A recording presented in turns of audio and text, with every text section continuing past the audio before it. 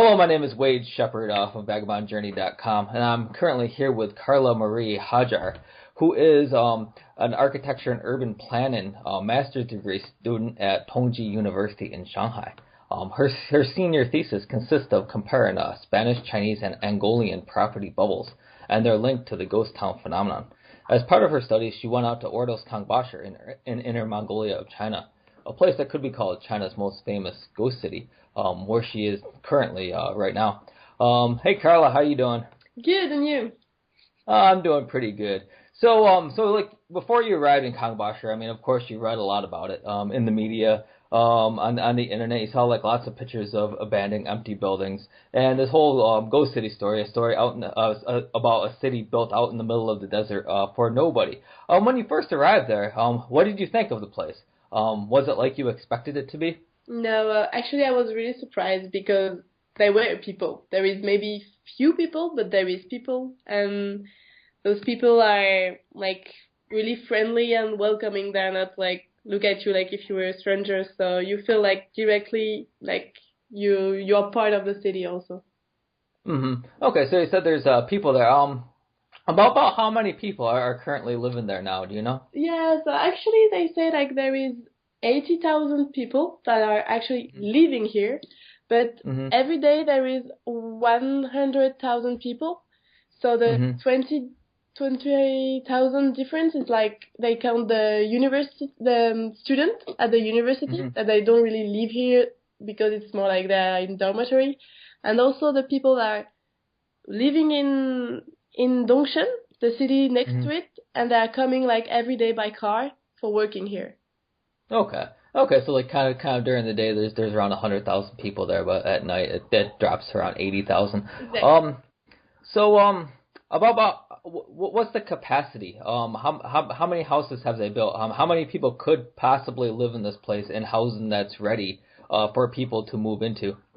Actually, now it's 300,000 300,000. empty apartment. Yeah, Okay, so those are apartments that are actually ready for people to live in. exactly. As in China, a lot of times they build these massive new housing complexes, and they're not ready for people to live in for years and years and years later after they appear to be built. But anyway, okay, so that means the place is roughly would you say almost a third full then now? Exactly. But Exactly, no. it was planned to be 500,000, but the Mhm. construction stopped at the approximately the midterms. So that's why now there is 300,000 apartment available and empty. Okay. Now why did the construction stop? Do you know? Because actually there were a little crash in the coal industry. So as Mhm. it's a boom town that is totally linked and directly linked to the coal industry, with the little crash, they just stopped the construction for now. Okay, so you would say that the local government kind of adapted to changing economic circumstances. Yeah, that's that's the official reason they That's stay yeah, here. yeah, of course.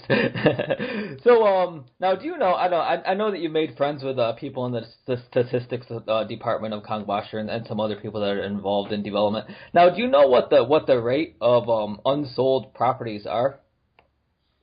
No, like this, no, I haven't done all the calculation yet. Hmm. Okay, but most of these apartments that are empty, do you know if they have owners or not? Actually, they have owner.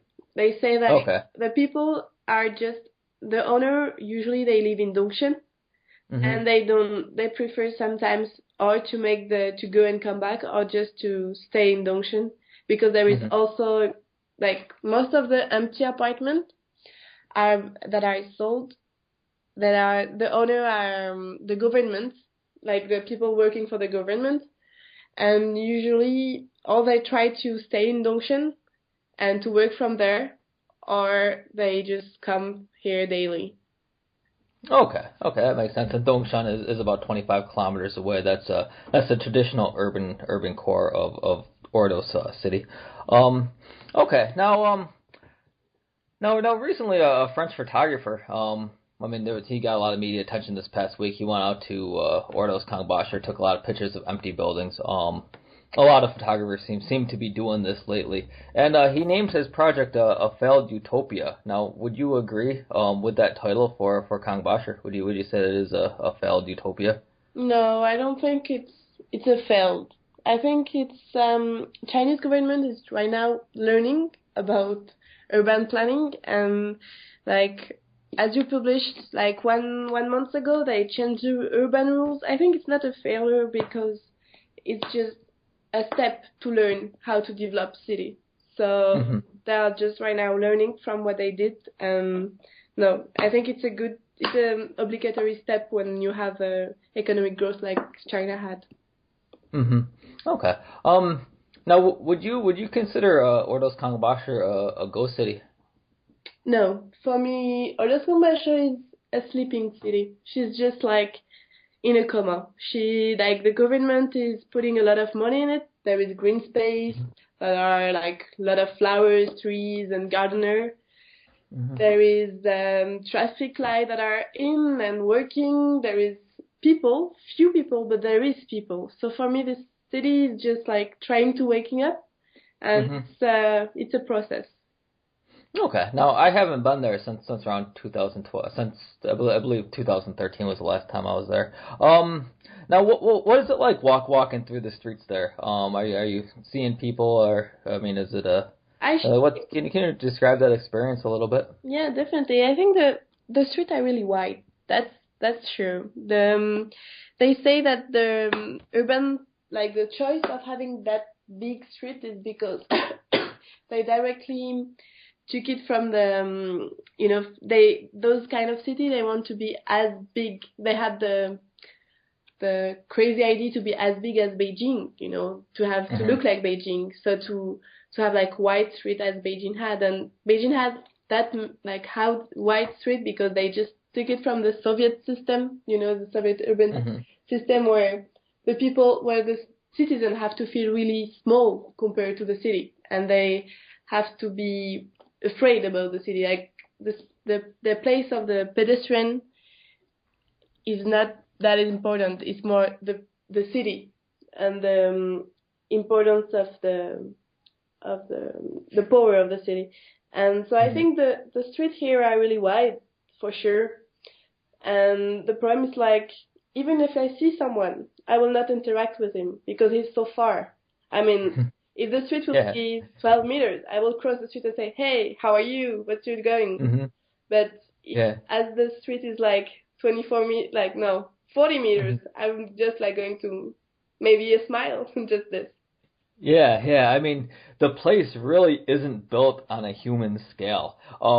So to let readers know, there's this massive Central Park area that goes like right through the center of Kangbashi. That's about the size of Tiananmen Square in Beijing. This place was just built on an absolutely gargantuan scale. And what's really interesting is that there's this whole central area, but it's like so big and it's so spaced out, and there's really not much there. There's really no reason for anybody to really be in the center of the city, which is kind of strange how a public space that's just like so absolutely massive that it prohibits people from actually going into it because to walk across it's just going to take so much time. It's kind of ridiculous. But I mean, would you say that the design of Ordos Kangbashi was inappropriate or not the best design? We call this in urban term. We say like it's more urban painting than urban planning because it has more see like a 2D than 3D. Hmm. So for me, it was Ordos was a competition between Tongji University and Tsinghua University, and Tsinghua wins the competition, and because they had a really idealistic plan. It's like totally following the feng shui rules with like the mountain in the northeast going direct with the green space that is going directly from the northeast to the south southwest, just like to the water place, like there's a spirit could flow. Hmm. And so I think, and like the government is close to it's like the head of the body, close to the mountain, and then you have like the wings from the both sides that are housing. I think it's idealistic plan. Hmm. Yeah, and it's a really beautiful plan too. I mean, I mean, it's almost hard to believe that something like this was actually made. Mm. Okay. So part of your studies, part of your thesis is coming up with a plan to vitalize Kangbashi or to help Kangbashi develop and attract more of a population and more business. After being there and researching the place on the ground, now what kind of plan did you come up with? Actually, the the main problem of Kangbashi is like it's focusing on only one industry, that is the coal industry. So what they are doing right now, since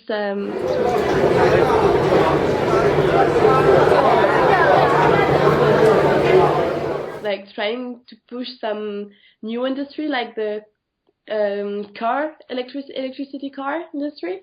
So now they have like two big electric car here industry, and they plan, like, for example, for the next 6 months, like all the taxi will be using electric car, and all the government will also use electric car. So they try to develop some new industry, but also some startups.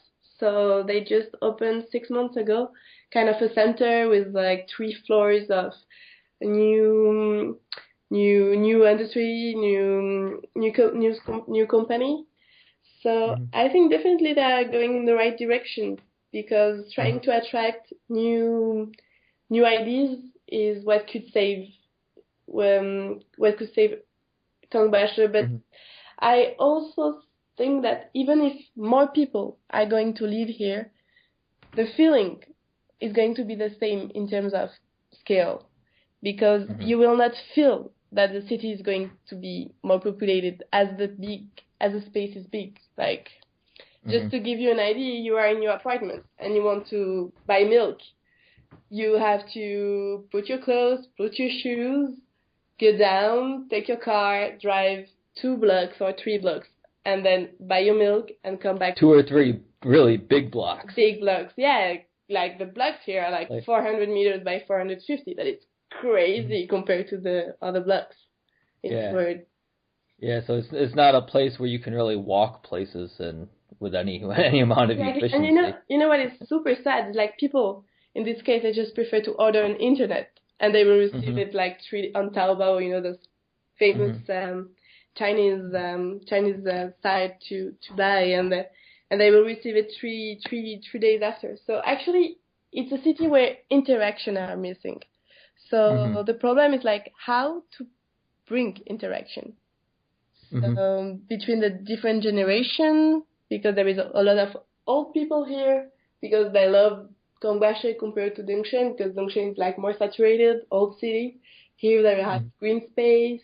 So I think the next goal is, okay, bring new industry, but also how in terms of social you could interact, make the interaction in big space. Yeah, it's a really interesting place. It really shows how urban design kind of like really impacts how people socialize and interact with each other. I mean, like you said, I mean, even if the place was almost completely full, it still seemed pretty empty, which is one of the funny things about that, right? Because I mean, you see a lot of like reports in the international media. People go there, they take pictures. The place looks really, really empty, and then you read the reports a little closer and like, about 100,000 people for a city that has capacity for 300,000 people. And in a country where like Beijing, I mean 22% of the houses in Beijing are empty, right? So like empty apartments. I mean it's a thing in every Chinese city, even the most populated ones. So it's just it's a really fascinating case study in how urban design impacts the ability for people to get together and interact with each other. That said, you did make a lot of friends there. Yeah. I had the chance to actually people that are now working on Kangbashi, most of them, they are working for the government. They bought apartment here because as they were working for the government, they had like a lower price. And those people, it's like they grew up here, and then they went to the university, and then they went abroad for like 2 or 3 years doing their graduation. So like my best friend here, she went to Yale. I met people like that did spend time in the UK, in Canada, in Boston. So, and then they come back because as they are one-child policy, they have to come back to be close to their parents. So they come back to Dongshan. They found a work in Kangbashi, as it's easier. So they work in Kangbashi and they settle in Kangbashi. But there is like all the new generation that is coming back from the study. They are like all well speaking English, and they are all really motivated, and they really want to improve the quality of life of their city. Yeah, I mean, when I was there, I met a lot of people as well, and there seems to be like this, kind of like this real civic pride, right? They really want the place to. I mean, it's kind of like it's a frontier town. I mean, and there's kind of like this frontier spirit about the place. That's really, it's really, almost heartwarming, But okay, now Okay, now roughly how many people live in Ordos City, Dongshan, Kangbashi, and all the districts together? I don't have the number with me right now. I'm sorry. I can. Okay, that's fine. I don't know.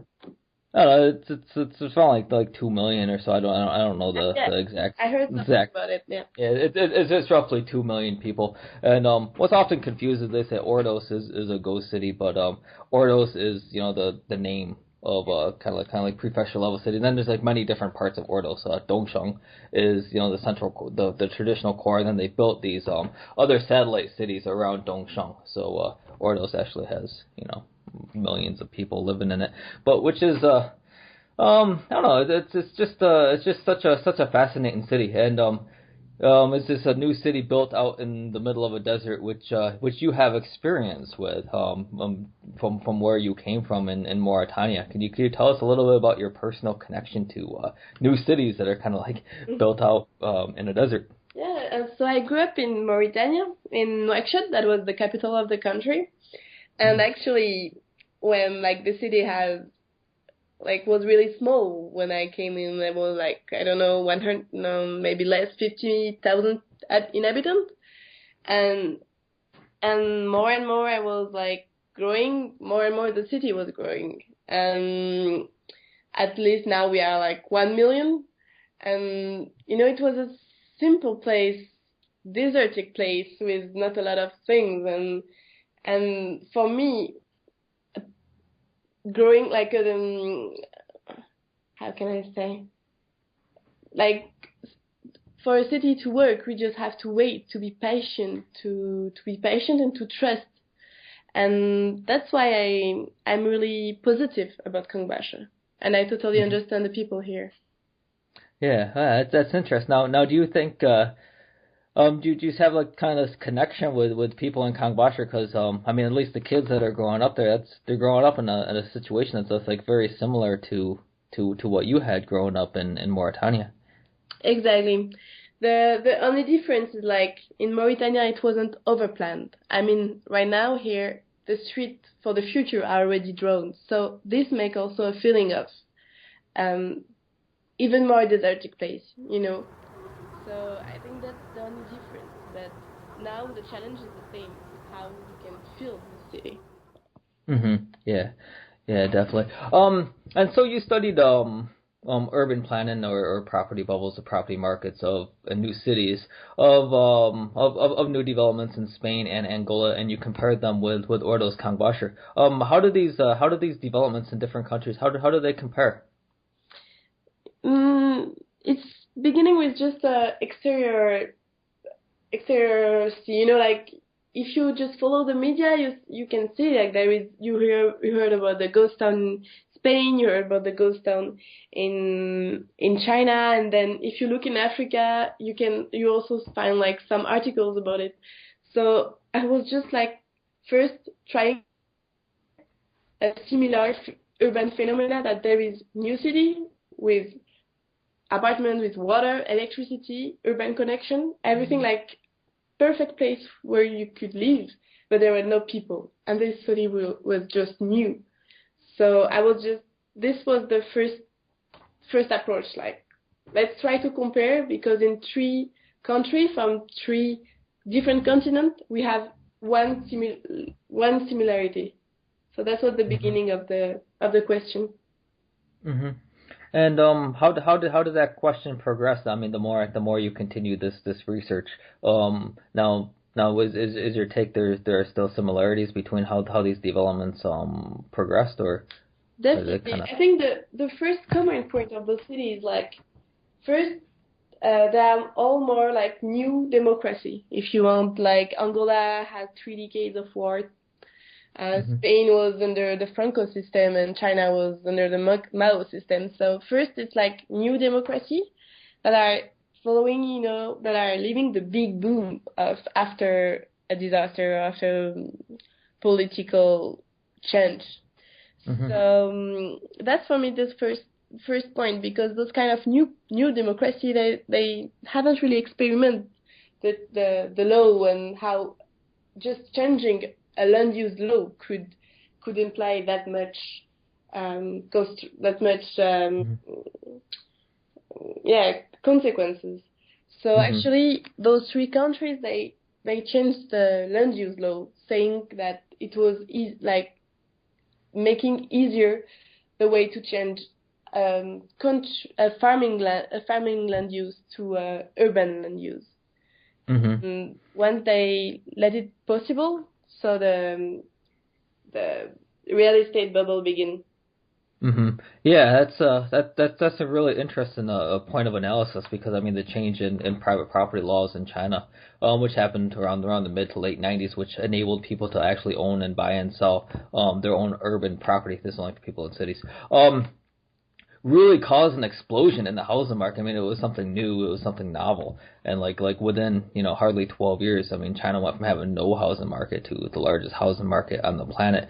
But yeah, there is something about this new transition, and people just jumping into this new avenue of investment, and this new this new choice. I just put it that way. That's really caused these property markets to explode. And that's really fascinating that you kind of drew the connection between this happening in China and other countries, and kind of found these root causes for this initial excitement in the housing market. But the future of Ordos Kangbashi, you said that new businesses are moving in, and I guess you could probably say that the place itself was kind of built as a way of diversifying the economy of Ordos, which is, as you said, was based primarily in coal. And you said they're kind of trying to bring in more and more diverse industries, and more are actually coming, right? Mm-hmm. Okay, now, do you think the place is on a track where it will almost completely vitalize at some point in the future, and become essentially bury this whole ghost city narrative for good? Or what do you see as the future of Ordos or Kangbashi district? I think the future, the situation will not really change if, for me, there is not an action of the government under urban planning rules, urban planning, even the urban planning existing, because as the big blocks are not mixed use for most of them, and the streets are really wide, this problem still, the lack of interaction between people is real, even if more people are coming. So I think the government still have to work on this kind of to work in the more sociologic input in the city. Mm-hmm. But definitely, I think the city is going to wake up, but it will stay like a stable city, quiet, with a slow life, and that's what people here are used to. It's like they're used to the grassland, to a quiet way of life, and I think that's perfectly suits what they want and what they need.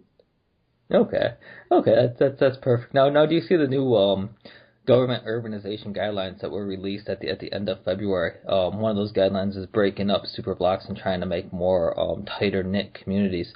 From talking to people in the development and planning offices of Ordos Kangbashi, do they have plans to apply these guidelines to their city? That was really funny, because when I asked them this question, they were like, we heard about it, but we don't really know what is it talking about. I was like, what? Okay. So Mm-hmm. That's funny. They have kind of the same reaction as everybody else. they received the law, but maybe there is like we need time to apply it. Okay. Okay. Now, do you think this place can be saved? Do you think they can break up these super blocks and I don't know, lessen the set? I mean, it's so hard because I mean, all this urban design is like so hardwired into the city. But do you think, coming from like an urban design and architecture background, do you think the place can be can be made scaled back to a human scale?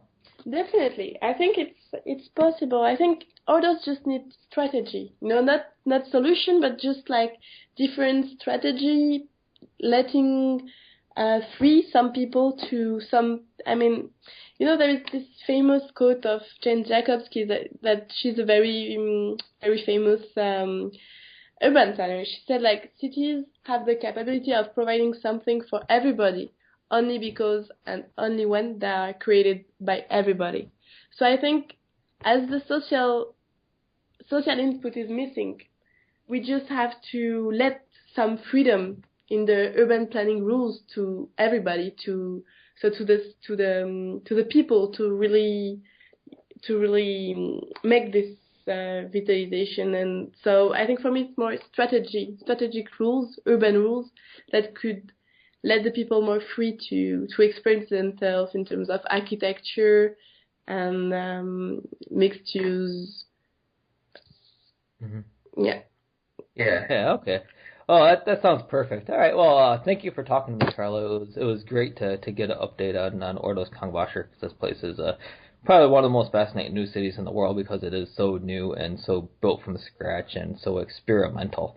But anyway, yeah, thank you for talking to me today. And thank you to you. Yeah, we'll talk again soon.